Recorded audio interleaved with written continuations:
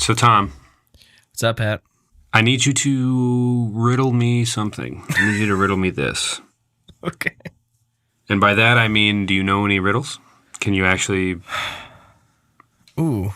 God, I do know a couple, but now that you're putting me on the spot, let me Google some as my neighbor showers noisily upstairs. What's the one where you have a certain amount of legs in the morning and then at night? Oh, and it's not a couch. It's like... Is it a couch? Oh, I thought the thing was like you have 2 legs, 4 legs when you're born, something stupid about being a baby and crawling and... Ooh, something stupid. There's nothing stupid about the miracle of life, you monster. Okay, here's a good one. Poor people have it. Rich people need it. If you eat it, you die. What is it? Arsenic. A lot of poor people just carrying arsenic around. Although I did work with arsenic a lot, and I will probably die from it fairly soon, I'm sure. So one more time. Way to bury the lead. Poor people have it. We've been talking for a year now, and you're like, oh, by the way, I've just been like dealing with arsenic, and I'm gonna die pretty soon. So I'm actually not allowed to talk about it. Oh, really? Especially on the air. All right, I guess that we're getting. Sorry, folks. It was just getting good. 1 year later. Poor people have it. Rich people need it. If you eat it, you die. What is it? Your own vomit. You ready for the answer? Yes. Yeah. Nothing. Ooh, dope riddle, dude. You want to start the show? Yeah. That was a good one. What? It was a good riddle. Oh. It's good to have your brain teased. Right. Tease me, you little scoundrel, you little cougar baby, you little minx. I remember. What's up, man? I remember one of those old MySpace. What do you call it? Like a questionnaire. There was one that I was a big fan of, and it was super long and asked you like 100-some questions, and I was super into answering those. And one of the questions was, have you ever been called a tease? And I had like no idea what that was at the time. And I don't know. It just reminded me of that. Sorry, that's all I got. No, there's a kid in junior high where I don't know why he phrased it like this or set it up like this, but he's like, hey, guys, do you know what a poser is?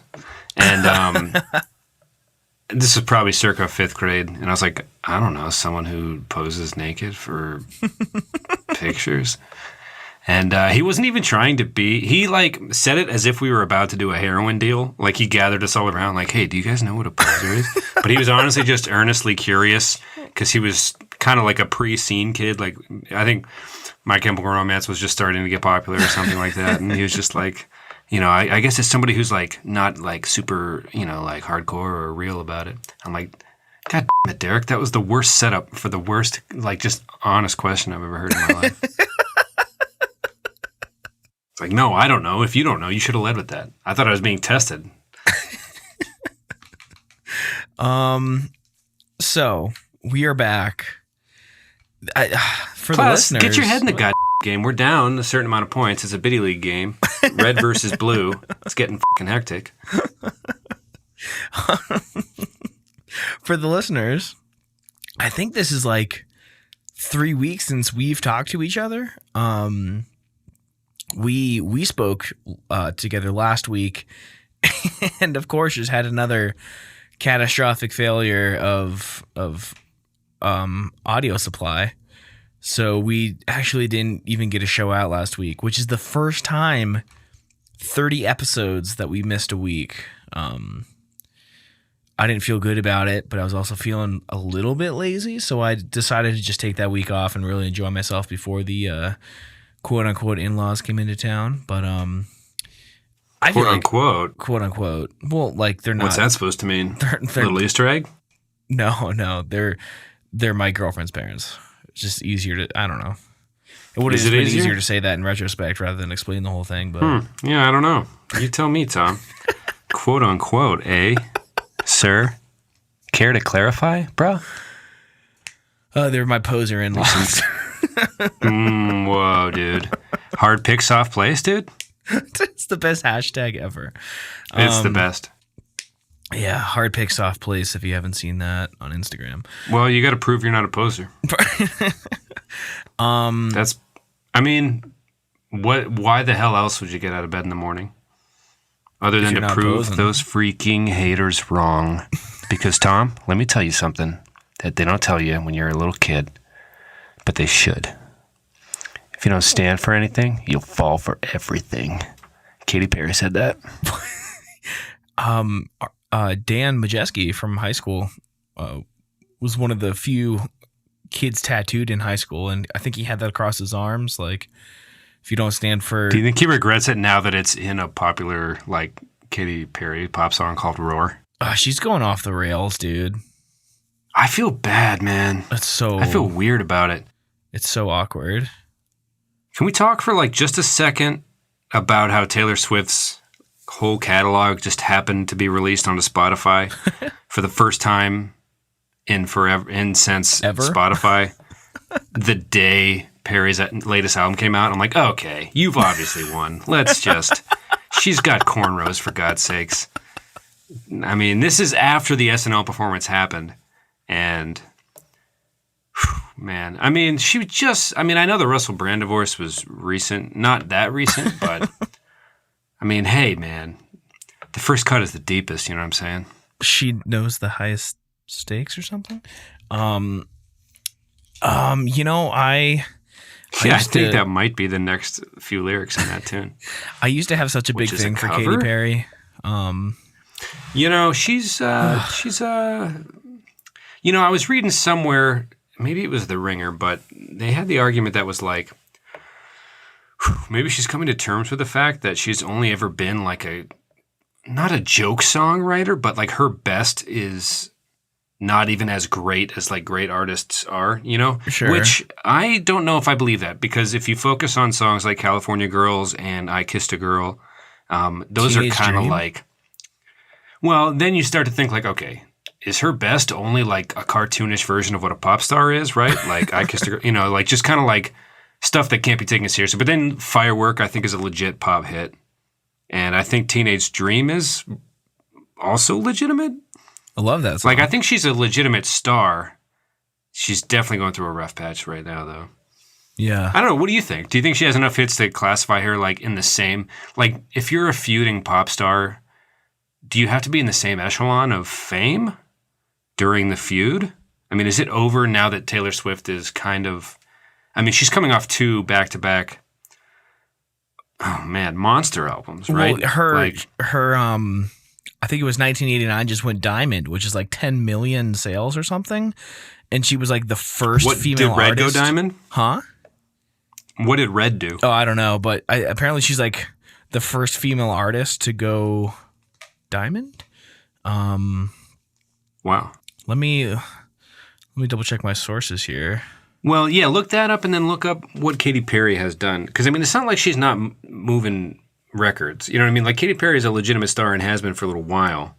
I mean, she's not Rihanna. I would imagine Rihanna and Taylor Swift are maybe in a different, record sale category than Katy Perry. But I guess what I'm trying is to say what started this whole thing is you said she seems to be, I don't know, affected by something. I mean, she had the SNL performance, for those who didn't see it, was quite bizarre. Ugh. She had, like, the backpack kid from a meme you might have seen where he just has a very stern look on his face and just jumps up and down. Waves his arm like a quick pendulum motion. Oh, yeah, that's right. And he was the best part of the 7-minute freak show, I guess. Intentional freak show. Right. But a freak show nonetheless. Like, she went into that realm of, Anyway. I guess I was curious about your take, because at what point do you feel bad, and at what point is Taylor Swift? Because I don't even want to entertain the notion that Swift's music dropping that day was an accident. Oh, all of this allegedly starting from a stolen dancer from the middle of a tour, mind you. Wait, what? Allegedly, the whole beef started when Perry tried to lift a couple of dancers from Swift's tour in the middle of one of her tours and like hire them out from under her. And then, there was the song Bad Blood and the music video and things like that. And it's been a while now, I suppose. But, apparently there's a diss track on Katy Perry's new album that she says isn't one, but is called something that is enough like the name Swift, and it's bad. And she won't admit that it's a diss track. And then the music, and then Swift's catalog dropped the day of the Perry album, and I don't know, man. At what point? I'm talking too much, but I'm curious to hear your take.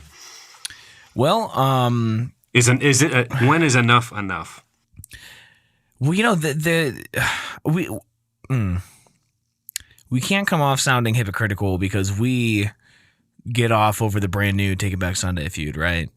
Plus, there was the Taylor Kanye thing. It's a what Kanye thing? Plus, there was a Taylor Kanye thing that the entire world loved, which ended up just like being fake, right? Didn't it come out as being fake? I don't know if it's fake as much as like bigger. There was a point where Kanye came out with a lyric. I think it was like, I still think Taylor and I might have sex or something like that. Yeah, I think we might still and I'm the one that made her famous thanks to that VMA Awards kerfuffle. Right. And then he got checked into a mental facility after like a rant at a concert shortly after. So I think that kind of, they've always been back and forth, moderately friendly. And then when it gets weird, like he called her before releasing this song. So it was also kosher in that sense, I think. Right, yeah. So that's more of just like famous people discussing or going back and more of a fame back and forth thing between two people that might be the voices of our generation, whether we like it or not, Taylor Swift or Kanye. I think Taylor might beat him out, to be honest. I mean, she's, but then again, longevity for Kanye, it's a hard debate. Maybe we'll have to save that one, shelf it for a bit. But okay, so I'm looking at Katy Perry here. Yeah, so is she even in the same realm of like her highest sales have been about half of Taylor Swift's Diamond album. She's gone 5 times platinum on, was it Teenage Dream? I also don't know what so RIAA, which is the Recording Institute Association of America or something, triple platinum on that. And then there's a bunch of other abbreviations that go between 4 times platinum, and then Prism, which came out in 2013, according to ARIA, I have no idea what that is, went 5 times platinum, which is 5 million. But even that, which is like the less reputable, count. I don't know what the what do they call it? The standard of downloads or listens that they go by. There's like a name for it. So Taylor, well, I guess at what point is Taylor the nemesis? And I know it's becoming more and more clear. Last year was kind of a weird year for her. It sounds like, based on it's coming out that she's calculated and just probably dope at business. I mean, obviously, if the drop of her music for the Perry album thing, she's obviously very good, but also very calculated in maybe a nefarious sense. But at what point does it affect your fandom either way? Like, does feeling bad for Katy Perry make the music any better? I mean, not really, but well, I mean, was it ever even interesting to you, I guess, is what I should start with. If you're looking, this whole feud thing. If you're looking for my preference, I didn't even know Katy Perry put out an album, and I own 2 Taylor Swift t-shirts, and I own 0 Katy Perry t-shirts. So I don't really care too much. That's probably the most damning indictment. I mean, honestly. I mean, it takes a good amount of effort to buy a t-shirt, to seek out a specific, you know what I mean? Yeah. And I know it sounds like a joke, but 2 to 0 on the t-shirt front is saying something. For you to have more than one, at that point, it's not ironic. You're just, at that point, it's just a fan of her work. I really like Taylor Swift. Do you have anything else to say before we put this to rest and become known as the official Taylor Swift podcast? I don't know, because I don't think you've answered my original question. Ooh, what's that? Which is, I don't know. I want to drift towards is this at what point do we have to be like, whoa, Taylor, our fandom may or may not be affected if you continue to bring the fucking hammer down. I mean, like, are you kidding me? The only reason people were listening to Katy Perry's album that day was to listen to the diss track, and then 30 seconds into how shitty it was, realizing they're like, I could have been listening to Red this whole time. Like, people have had to go to YouTube and or was she on Jay-Z's streaming service? I don't remember. But Tidal. You know, she was on Apple Music. She was on Apple Music, I think. But I think that this is going to sound real bad. Does this make you any more of a fan of Katy Perry? No, it makes me more of a fan her of Taylor. Being the victim here. I have so much respect for her for just all over her. Ooh, okay. So you like Taylor more, given the calculated, vindictive nature of the move. It's a strong, cold-blooded move, and I have a lot of respect for it. Putting whatever to the jugular. I forget the. I guess whatever weapon of choice. I thought it was like a saying that would come to me as a. It's like that Michael Scott thing in The Office. Like sometimes I just start talking and figure I'll find my way before it's over. It's awesome. But yeah, I mean, I could see that. It's kind of like, oh, whatever. But then if it all started over one set of dancers, man, I guess that would throw off the next night's performance. But well, didn't Katy Perry also have Left Shark? Wasn't that her? Yeah, I don't think that was Taylor related, but I mean, Katy Perry landed a Super Bowl, which is like, right. Well, here we go. Is landing a Super Bowl the new selling out and going Vegas? Like 10, 15 years ago when Cher, you know, I mean, like people went, I mean, now Britney's, wow, that's so weird that like we've seen in our lifetime, both Cher and Britney have resorted to Vegas, you know, what do they call those, residencies. Maybe they're in the same category of pop star, but I don't know. Do you think performing a Super Bowl has become less of a cool thing and more of like a Vegas residency gig, like where you're like, all right, fine, I'll do a freaking Super Bowl show. I mean, Beyonce did it not that long ago, and she's manages to turn everything into freaking butterflies and goldenness. So, if I had the chance to play the Super Bowl, obviously I'd take it. But I've never cared at all about the Super Bowl or halftime shows or commercials or anything. So I guess, but yeah, what I'm asking is, does Katy Perry get points or not relevancy wise for landing one? I mean, I think it would be weighted differently. There's definitely points for getting a Super Bowl, but it doesn't compare to selling 10 million albums. You know what I mean? Like, but she did fly on that like really cool star. That looked like The More You Know. Yeah, PSA Firework's star. a dope song.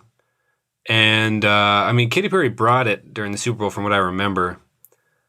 But now she's got the pixie cut thing going. And even Miley Cyrus has stopped smoking weed and is looking like, doing the, I'm going to, don't get me wrong. There's nothing wrong with whatever you choose to do. But Miley, it appears, has returned into the, I'm going to try to be a pretty woman. And my hair is shoulder length. You can wear your hair however the hell you want, but she's back to what we've seen her in previous versions of herself, right? Right. And, you know, her and Jimmy Fallon did like a hidden subway performance the other day and a little more back to center. And, you know, Katy Perry has drifted out from center, and now it's just interesting because she got slammed on Spotify how she might, if she can, given the fact that I mean, Taylor's come out with back-to-back just absolute bangers of albums, right? Like 5 hits deep on each. Radio hits, not even like ones you might like, right? 2 or 3 radio hits on each, I should say. But, you know, has Katy Perry ever come out with an album that front to back people were like, this is quintessential Katy, baby? Like, I'm not sure she has that power in her. You know, maybe she does. I don't know. But maybe she's too soft for this game. It's ruthless out in these streets. Maybe Katy Perry's smarter than we think, and she saw a market that needed to be filled since Miley stepped out, and she's just trying to. But she's not doing it well. I think by all accounts, she looks really weird trying to dance with like she had the Migos on and like dabbing and. It was ugly. It was a bad look, man. I think even the Migos seemed to be like, yeah, okay. I mean, this is money we're making, so we're not too weirded out by all this, but. Everyone's seeing how white this woman is, right? Like right now. I think the only thing that could have been worse is if she like took a fidget spinner and like had it spinning on her nose or something. Right. I mean, like we're talking, and as a Weezer fan, I feel like I'm willing to admit they're hitting like weird, like Weezer lows or Rivers Cuomo lows, where like that one music video during Make Believe where Weezer had, I don't know if it was Make Believe, but they had like all the viral sensations from YouTube. You're right. Like they had the Chocolate Rain Kid and all those dudes on one of their music videos and trying to be rock stars when really they're nerdcore. God, Sum I guess, 41 did that too. They had the whole music video of like faking my own death or whatever it's called, and it was all memes, like destroying the world. Like they did the same thing too. I wonder how much of that is the band and how much of it is producers. Sure. I guess, was it Katy Perry wanting Backpack Kid dancing with her on SNL, though, was my question. I think what I'm trying to get at, like, do you get too starred out and try to be cool? Or let me phrase it like this. Weezer, for their White album last year, at the end of one of their music videos, they had the Damn Daniel Kids on because the music video dropped like 2 weeks after that happened. And I was just like, oh, no, this is like an earnest effort. And you just tainted it with one throwaway, not even good joke. You know what I mean? And the guy was like, damn, Rivers. I don't know, some dumb shit. But I don't know. It's whatever Katy Perry's trying to do, she's not doing it well. And as we talk here, I'm just wondering if she ever did anything that well, considering her nemesis being Swift. But I'll just ask this again. Should Swift back off? At what point does she just, like, you win? It's business, baby. Ooh. Okay, cold-blooded, Tom. Absolutely cold-blooded. But I can see your point, I gotta say. So. Yeah, I mean, you read all these headlines online. I don't know. People suggesting perhaps that this hurts Swift's image, but I guess not. I mean, she can obviously do no wrong, right? And Katy Perry she hasn't done a lot right. She couldn't even go on Ellen without having a weird headline come out of it. Oh. Ellen, like, accidentally mentioned Russell Brand, and apparently she didn't react very well. Oh, God. But. Good stuff. Maybe that's just a route you choose in life. After you marry Russell Brand, you're like, I'm going to be affected by this regardless of divorce or not forever. This is just like part of my shit now. And I don't know. Terrifying. I was watching his stand-up special and he just kept referencing like booty gooning or butt licking in sex and how it enhances. I was just like, man, you are just a wild boy. You are a wild man. And must have been a hell of a union. They were only married for a few months though, right? I have no idea. I'm getting my celebrity gossip out of the way here, Tom. I don't mean to rain it all down on you. I am just fascinated by the Katy Perry-Taylor Swift feud. Well, I used to be Team Perry. And, oh, really? Well, I mean, I really liked her, and I had, I like the way she looks. And Teenage Dream is a song I've been meaning to cover for a long time. I used to do a pretty cool acoustic cover of it. Okay. But yeah, Taylor Swift, it was actually ever since the Desert Island episode, which was like 27 or something, episode 27, started listening to Red a lot. And then I, got 1989 because I have Apple Music and just been jamming it a lot, like a whole lot. Yeah. The Red is one of my favorites. It's one of my Desert Island albums. Mostly because it dropped at a time when I could have used a breakup record, so sure. I was just like a fish to water. I'm trying to think if there was ever like a big Perry fandom moment for me, though. Oh, you know what? I guess I'll score one for Katy Perry in this. Half of them, they both dated John Mayer. They both have John Mayer duets. Oh, God. Is Half of My Heart featuring Taylor Swift better, or is Who You Love featuring Katy Perry a better John Mayer duet? Well, since I've heard neither, those are my two song recommendations right now. I can just tell you. I need you to study up and re-record over this before you release the episode and be like, I've heard them. This one's better. I think Perry has the edge, I think is my point. Okay. I'll come back to you tomorrow. Or mostly because unless this is part of Taylor Swift's crazy master plan, they recorded Half of My Heart, which is a song about literally loving someone with half of your fucking heart. and there was a breakup immediately, right in that same period of time, right? Wow. So it's like, this is so weird. Like, were you just in the studio, pissed off, ready to break up, and you duetted about it? It just, to me, that's so strange. And it's only like a good song. It's not even like a great song. So it's like, really? Was it worth? Right. I don't know. Money's money, and maybe I don't know, whatever, radio royalties or whatever. But yeah, John Mayer was his 2014 album, maybe, or something Valley. But yeah, there's a duet on there called "Who You Love," and Katy Perry. She a very, very stripped down, very just vocal based. Good. A good performance out of her. I will say that. Okay. I'll take it. I'll have to listen up. But strange that her dating Mayer came second. So does Taylor just win on that front, regardless, anyhow? And where does John Mayer fit into all of this? That might be my song recommendation. His music this year. He has a new album out this year. It's pretty good. The first track is like, what's it called? Still Feel Like Your Man. It's it's a little bit of everything that we've come to expect and enjoy about Mr. Mayer, if I do say. You can find these songs, quick links to them in the show notes. elemental.fm/reminiscent/31. These will all be in here. Pat, to be honest with you, I can't believe that I had 26 minutes worth of Katy Perry and Taylor Swift talk in me.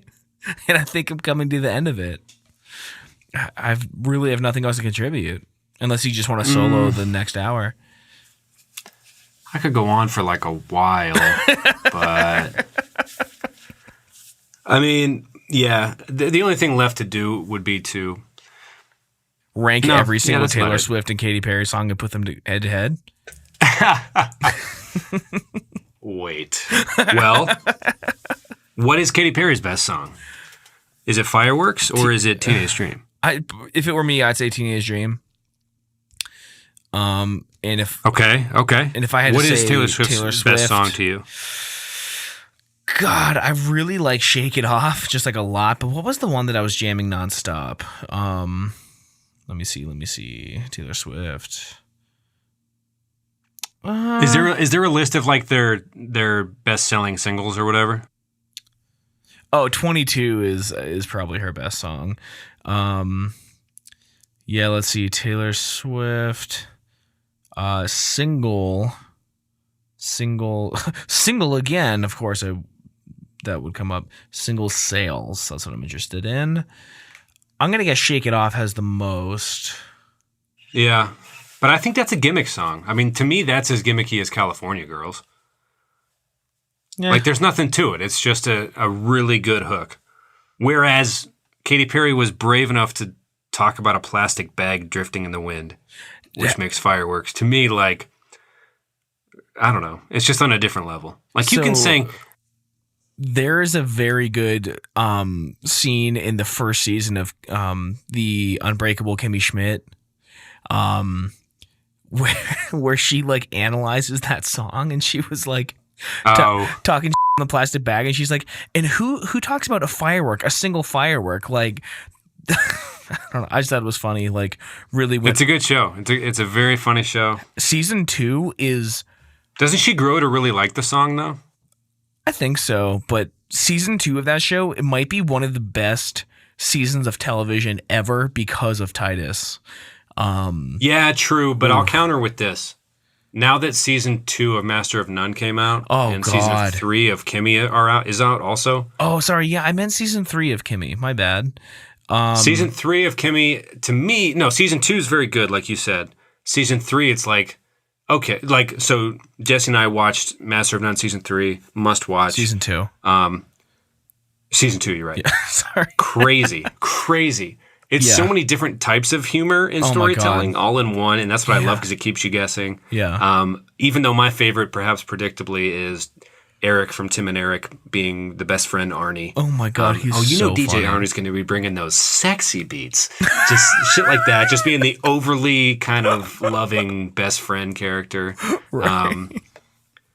But I think season 2 of Master of None trumps season 2 of Kimmy Schmidt, but they're just too different maybe to compare. But sure. I was watching season 3 of Kimmy Schmidt, and I was just like, this is a lot. sillier, which can be good. Nothing wrong with drifting away into comedy land and having a few lulls, but I thought season 3 of Kimmy Schmidt was great because Titus, I feel like really hit his stride. Yeah, it's kind of like in The Office, I guess, when you start to feel empathy for Dwight, and you start to oh, I love this character. You know what I mean? Right. But I also fucking hate this character. Titus is the laziest asshole ever in the history of cinema, period, no debate. But he's also just he's so dramatic, and he can sing so well. Adam, and it's he sings a lot more. He's oh God, yeah. I don't remember any specific jokes, but was Kimmy does hit his stride. It is very good. Kimmy, she has these violent outbursts, when her voice gets all deep, and she was arguing with someone. And she says something about she's like. I was dying. She's like, a sword that goes all the way around the world. I just lost it, dude. I'll have to find that clip and put it in the show notes. I was I had to pause it because I missed a solid minute of the show just laughing. Yeah. But here's a good one. You just reminded me. Plastic Bag. Kimmy is a big fan of Katy Perry. Katy Perry had a movie about her career that I did not see. So there's a lot here that I am missing out on that I can't bring to the table, and I am sorry for the sake of this debate. But didn't Taylor Swift also have a documentary come out about the Red Tour? Oh my God. But I don't think it was a wide theater release. I should probably watch both of those this weekend. Because, it was that summer where a Bieber one came out and Katy Perry came out. What was it called? Well, then it spurred the spoof movie, Never Stopping, the Connor story. The Lonely Island did a spoof movie of that was probably one of the funniest movies I've ever seen in my life. Oh, I did like it. Yeah, it was funny. I'm not going to hate too much on it, but I do. The funniest part for me was the scenes of him being a kid, because I just remember seeing the trailer for the Justin Bieber one, the thing that kind of started this domino effect of sorts, of him just being a young child playing fake drums made out of turned over buckets and stuff. Right. It's ever since I was a little kid, I was awesome. Yeah, it's pretty good. All right. It's nice to see Tim Meadows back at it, and, working and whatnot. So Katy Perry put out a documentary in 2018 called A Part of Me. Taylor Swift put out one called 2018? Journey. Did I say 2018? Yeah. Oh, 2012. My bad. 2012. Okay. Back when the world Part ended. of Me. So that was the Katy Perry story. It's called Part of Me. Taylor Swift also put one out called Journey to Fearless in 2012. Oh, word? I don't remember hearing about that at all. So does Katy Perry win the biodoc, dude? But then Taylor Swift has another documentary called Sound and Vision from 2014. She also has a 1989 World Tour documentary. This seems, so a tour documentary. So she's, Yeah, I didn't know about any of these. I'm going to be busy this weekend. Well, yeah, seriously. Let's also take it back to something perhaps a little more petty. Think of the interviews you've seen with these artists. Is it possible that who would you want to have? Okay, let's say you and your significant other and a group of 6, maybe 7, maybe there's one single guy or gal in the mix. And that single guy or gal is either a single Katy Perry, or no, just group of friends. Couples part's not important. Going away to a cabin for a weekend. Do you want Katy Perry to be there, having drinks, going on canoe rides with the group, things like that? Or do you want Taylor Swift with you in that remote location in that cabin for, say, 4 nights, 3 days? Mix that. 4 days, 3 nights. I guess what I'll let you answer. Is it platonic? First. This is just, she has been a friend. In this scenario, one of the two has been a friend of yours, but they still act how they are. But I guess what I'm trying to get you to admit is, which one do you think would be more likely to be the friend that you're do we have to invite this person? I don't really want them there this weekend. Who would you rather have a beer with, I think is what I'm asking. Well, being straight edge, no one, but... Okay, Tom. You get the point of the fucking question, though, man. Who get a fucking Coca-Cola with? Just God, I see that's hard because no sex. Yeah, this isn't a sex appeal thing. I don't want to talk about that. It's not important to the argument anyway. Who's the better star is kind of what we're trying to get at here. I don't know because I feel okay. So Katy Perry's music, granted, I've only really heard the singles, right? It's pop music where I feel like while Taylor's criticized for talking about the same thing a lot, it seems more real, and I think she's the only one who actually like writes her own music. So I don't know, but dude. There's been no proof or suggestion that Katy Perry does not. I think she has writers. But then, does she? See, but then this dude I know, Cameron, grew up with Katy Perry. Their dads were both pastors in Vegas, and apparently she's a very nice person. But judging by that video, I don't think I could be seen around her. What video? The was it SNL with the backpack dude? Oh my God! One weird performance. She looked like a damn fool. Yeah, she looked like a fool, but I guess what I'm trying to say is you haven't answered the question. You are dancing. You are dodging. Good no, sir. It's just I don't know. I think based if I'm judging from obviously I don't know Taylor Swift definitely because Taylor Swift because in her music videos what made me like her even more. This is about who they are as a real person, like which is laughable because we don't know them anyway. I'll let you finish. So her music videos, she looks like she's having so much fun. And again, it might all be contrived, right? She's an actor.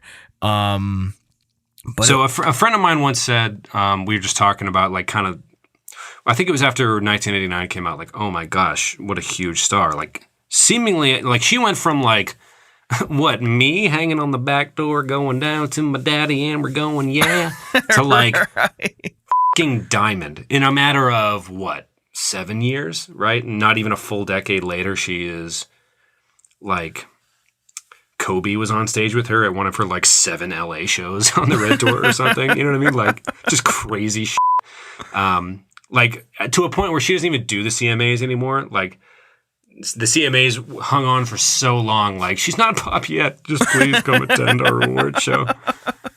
But so I guess when this was all happening, the friend's suggestion was, is it possible she's a theater kid that never grew up based on what he was seeing in interviews and things like that? Like she might have been the most annoying person of all time. You talking about Katy or Taylor? Taylor, but I could see that description kind of fitting for both. I'm not sure. I don't know. I will say this. I think it's super possible that I think Taylor might be naturally funnier on SNL and late night shows like Jimmy Fallon. Okay. Because I think you just reminded me. I watched a skit of like Swift did You with Jimmy Fallon, which was huge, right? I don't know, well-timed, but very funny. Her SNL episode was very decent. She did this thing with like the LA people. I forget what the show is called, but they do like the LA accents. And Taylor Swift was painful. Oh, Californians? To watch. Yes. She was absolutely painful to watch. Oh my God. Well, do you think the Californian sketch is funny without Taylor Swift? I think it can be funny. Okay, because I think it's the greatest sketch in the history of sketch comedy. You do? Love the Californians. Okay, so like... Yeah, when I first saw it, apparently the story goes that Fred Armisen was in his like final 2 seasons or something, and he was just messing around because they love to make Bill Hader laugh, I guess. And they had not rehearsed the voice that he does, so he was just like, "What are you doing?" And Bill Hader fucking lost it. So the whole sketch was just all of them like reacting to Fred Armisen just intentionally throwing a fucking bomb in the middle of a like crowded elevator. So I think that sketch is tough to get right. I'm only saying it about this sketch because it's all about them just being blonde and talking in a certain way. But Taylor sounded like she was a deaf person, like trying to, you know what I mean? Like it was so awkward. It was horribly awkward. Like, but would that make her who would you give the comedic knack edge to then? I don't think I've seen Katy Perry do anything funny. It's a fair point. I'm trying to think if this was a Simpsons thing or an SNL thing. I think it might have been a live action Simpsons episode where she has like an Elmo shirt on, and she is, I guess, just jumping up and down is mostly what her character does. And Mr. Burns, I can't remember if she's Mr. Burns' like niece or something, but it was like a puppet episode of The Simpsons, and Katy Perry guest starred, I think. But her role wasn't really to provide zingers. It was more of she was an attractive family member of, I think, Mr. Burns. I can't totally recall, but I'm gonna have to give the comedic edge to Swift, if only because maybe she got Californians wrong, but she definitely got you with Jimmy Fallon right, if I recall. I just remember her timing being pretty good. Anyway, I'll have to look it up. But we were talking about biggest songs versus biggest songs. Do you think any of Perry's hits can compete? Like, let's say Perry's biggest hit is Fireworks and Teenage Dream. Firework and Teenage Dream. Right. Are there two from Taylor that trump either of those if you put them head to head? I think Taylor has a bigger catalog of hits, but I mean, I'm just trying to come from an angle where Perry can compete based on perhaps Firework is a bigger banger than anything in Taylor Swift's collection. Which would be her only Hail Mary. Sorry, you're saying that? So I'm saying Taylor Swift by far has the bigger collection of hits that people just love. The only thing, because I mean, if Taylor Swift has the better throat or knife to the jugular instinct, the better comedic timing, the better, well, the jury's out on their rockumentaries. We still have to watch those. But down to the music, the only Hail Mary Katy Perry would have is if Firework is somehow way more epic and a better hit and just better than anything Taylor has ever come up with. Because Taylor obviously is better at coming up with hits overall. I don't know. You know what I mean? I think most things Taylor's put out is better than Firework. I really don't like that song. Oh, okay. Well, then, yeah, I guess Katy Perry just loses fundamentally. But where do we go from here, Tom? I think that's the real question. Okay, so plus there was a local like church that used to do these ads. They like try so hard to appeal to young people, and this guy comes on. He's like, "Do you ever feel like a plastic bag? Paper thin, so close from caving in. That's from Katy Perry's single Firework. And I think what it means is when you are feeling down, God can pick you." Like these really crazy things. So like so that'll also take some points off. Not that that's her fault, but ooh, I love a good local commercial like anybody, or a bad local commercial like anybody. But I don't know. I don't know if you can knock Perry for it. She's already been knocked down so far, Tom, because So Megan and I did this parody. She was too afraid to put on Instagram because it was like pretty like sacrilegious or whatever. And I was like, "Down, down, baby, your street in Range Rover, street sweeper, baby, cock ready to let it go." And I was like, are those the real lyrics? Something like that. And I was like, that's incredible. I think that I've never heard the real lyrics. It's like, and what I think he's trying to say is that if you accept God, he will give you a Range Rover. That's pretty funny. So back when the internet was still pretty bad, I remember waiting like 20 minutes for those lyrics to like show up on the computer, and I printed them off, and I'm in like 5th grade, 4th grade maybe. I didn't know what half of those words meant. And I like left it in the printer, and my mom was like, "Thomas, we need to talk about this music you're listening to." I was like, Mom, honestly, I don't know what any of those words mean." Like, he's from St. Louis, Mom. They do things a little differently there, okay? He's going to collaborate with, Murphy Lee, etc. on Bad Boys 2, the soundtrack, and everything's going to be fine, Mom. Shake Tail Feathers, the name of that particular track. Oh. God. Sean P. Diddy, Puff Daddy Combs is also featured as well. I had no idea that P. Diddy and Puff Daddy were the same people for like a long time. Sean Combs. Sean Combs. Man, he got in trouble at his like son's basketball game or something, didn't he? He got like ejected. Oh, did he? Screaming at the coach about something. Well, we're all just people, Tom, and we all have the capacity to do f***ed up shit like yell at a youth basketball coach, I suppose. No matter how much vodka we sell, I don't even know which fucking vodka he owns, but it doesn't really matter, does it? Snake juice. Even Dan Aykroyd has a vodka, so celebrity just feels strange. Even Tom Haverford has a liquor. Snake juice. But how weird is that, though, that one of the original primetime players, not ready for primetime players for SNL, has a vodka? To me, that just feels so off and wrong, but that's a different topic for a different day. Anyway, so it sounds like Taylor Swift owns Katy Perry in most of these categories. Sure. The Super Bowl performance doesn't even really help because Taylor Swift probably could have done one by now. It just hasn't. Even Gaga couldn't make the Super Bowl gig cool. I think making Bruno Mars share the stage with who was that band? The Riffers from LA. The Red Hot Chili Peppers. Yeah. That was probably tainted the gig for life. Poor Bruno. They should have let Bruno own it. He had enough in his catalog to do it, I think. Dude, Bruno is a god with a capital G. I mean, he had not come out with, or did he? I mean, was he still on Unorthodox Jukebox at that point? I don't even really remember. Oh, God, I don't know. But anyway, so it sounds like Perry wins, and people are allowed to like her more for being vindictive. Like Taylor she doesn't lose points for going after a helpless kitty cat. Taylor wins. You said Perry. Sorry, I must have misspoke. I root for I guess I'm trying to subconsciously root for the underdog here. I'm just looking for, You're looking for a good story. I guess, but maybe just Swift's just dominant. But also, I do want to come out here, go on record, and say, I think Taylor Swift should fucking let off the gas pedal a little, for the love of.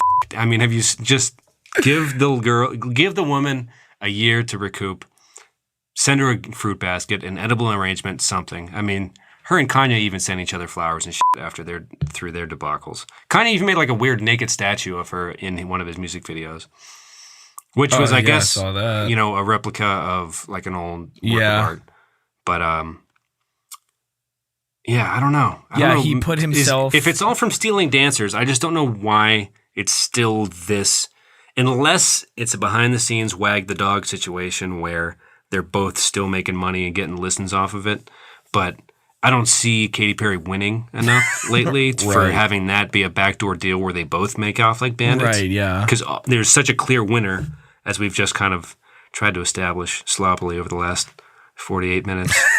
Insane. Hey. Anyway, you want to do highlight of the week and wrap this baby up and get back to regularly scheduled programming next week? Definitely. All right. Wait, was there? Oh, hold on. Let me ask you something first. Sure. If you either had to go out for beers or spend the rest of your life on a desert island with one of the two, which one would you pick?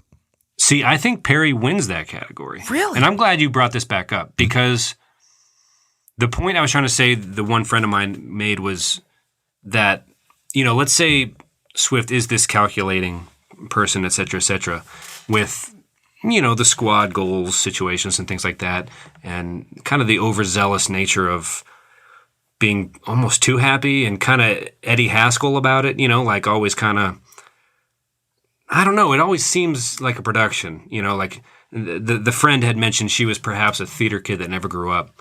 I would at least want to have a beer with Katy Perry just to hear the Russell Brand stories. You know what I mean? Not sexually, just like, what does that dude behave like? You know what I mean? Like, is it an act, blah, blah, blah, this or that? Desert Island, I think, goes to Katy Perry based on the theater kid stuff. It's very possible Taylor Swift is just hard to get along with. I don't know. It seems like she's just kind of a lot. Like, I feel like it's a joke in popular culture now. You see on shows where characters that are self-aware will turn to the camera and be like, I'm kind of a lot, something like that. Right. But, it's kind of like Taylor Swift kind of is that, maybe. I just think there's a more inherent relatability to Perry, even though her songs are a little jokier or not as good. There's just something about her persona that, not lately, obviously, she seems to be having a rough time, but I don't know. because Swift can't play both the good girl next door and also the crazy throat-stepping killer, serial killer. You know what I mean? Like, oh, die, I'll ruin your career. You know, like with a sword that reaches all the way around the world. Like, a little callback joke there for you, but appreciate it. You know, so I think there's at least one category that goes to Perry. She's at least more human, the more human star. And again, maybe the rockumentaries will prove me wrong on that particular point, but yeah, I think I'm going to give one category to Perry, but ultimately say Swift is the winner. But I also think the feud should come to an end. I think that's my kind of final 2 or 3 or 4 cents on this whole matter. Gotcha. Okay. Well, I'm glad that something I know you were dying to get at. I mean, we've been dancing around this one for a while. It's a topic that people knew we were going to get into, and finally giving the fans what they want. I love that we actually had plans for this episode too, and they are nowhere to be found. No.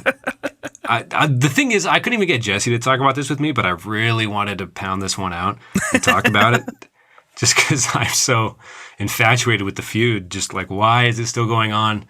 And it's not like petty things keeping it going. The Spotify thing was a bomb. Like, yeah. Like it's fresh. You know what I mean? Like, we're still in the wartime MASH tent with Alan Alda cracking wise from the corner, you know, healing up from fresh mortar wounds or whatever the But anyway, highlight of the week.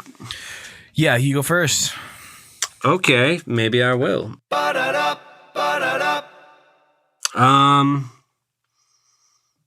Redesigned my resume and have been applying to literally dozens of jobs. So kind of getting back on that and getting more used to it, getting better at it. Yeah. I don't know if it's a highlight, but it definitely has me thinking more towards the future. Like I'm about to let my apartment know that August will be my last month. Wow. And, you know, so, you know, the employer seems to not be wanting to stand in the way and all that. So it's just, the clock's ticking. It's officially on, and that's exciting. We're going to take Jesse's cat back to her parents' house in Oklahoma over 4th of July weekend. And I bought tickets to see John Mulaney in Columbus in January for Jesse's birthday. So he's a comic we're both very fond of. He used to write for SNL and came up with the Stefan character, for those who aren't aware of his work. But his third special, Kid Gorgeous, he's touring now and added a bunch of dates. So just kind of looking forward instead of, you know, trying to make my own luck instead of being stagnant here in this. And it's pretty good. So that's my highlight of the week. Trying to be proactive and just kind of look ahead and be active instead of trying to like. And I've been reading a lot more. Chuck Klosterman came out with a new book, so I've been trying to go through his catalog and read all of his old essays. And God, I love it. I love his work. It's hard, too much to explain now, I guess. But if you like pop culture and music and sports, and he intertwines them in a really clever, funny way, and he's the king. But so just been reading and trying to be proactive, and I've felt good. Been drinking less and stuff like that. And cool. That's awesome, man. Trying to fill the day with, you know, using the time well. Trying to. Yeah. I sent you that the email I got from that app developer looking for, what was it, social media? Yeah, I clicked on their site and they were like, we're hiring for these other jobs. President of the United States, defender of the Flat World Society. I'm like, the fudging heck is this? Wait, they actually said that? Yeah, you should click around their site. Oh, that's so funny. It's a little off. What I should have said and I haven't yet is thank you for thinking of me, by the way. That was very, very thoughtful of you. Well, it's a pretty boring app. It's for time tracking. But, it's for time traveling? Time tracking, like to see how long you spend doing every certain thing. I've been trying to do it on a couple, like especially with Ad Astra, to see like how much time I'm spending on everything, and I found out it's way too much time on everything.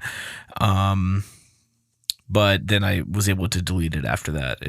I feel like it'd be a pretty dry job. I don't know how sexy you can make time tracking on social media. Well, nonetheless, I do obviously very much appreciate the shoot-oot. Oh, of course, man.